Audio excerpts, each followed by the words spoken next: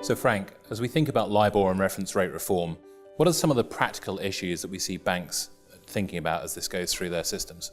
There are 4 areas banks should be focused on. The first is operational risk. The second is consumer behavior. The third is finance risk. And then the fourth is legal risk. And it sounds like from an operational perspective, not only do you have the challenges of emerging new reference rates, building liquidity in those, but there's also significant uncertainty around how customers will react to this. So the operational impacts feel like they're going to hit every part of the organization. From an operational perspective, the exposures within an institution are pretty broad, and understanding where the impact is in each of those different segments is really important for the business today, as well as going forward. So how do we see customer behavior actually changing the way that people think about these products?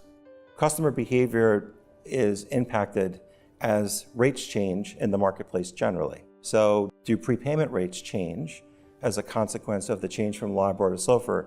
If I have a term structure that goes out past the termination date of LIBOR, do I want to have some programs in place that maybe accelerate consumer behavior and accelerate payments into the program so that I can refinance some of those existing transactions? From a risk perspective, what are the implications if I change from LIBOR to SOFR or another rate across the globe?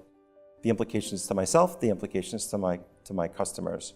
When you look at legal risk, for example, what are the existing contractual terms from a direct exposure and an indirect exposure with regard to LIBOR contracts?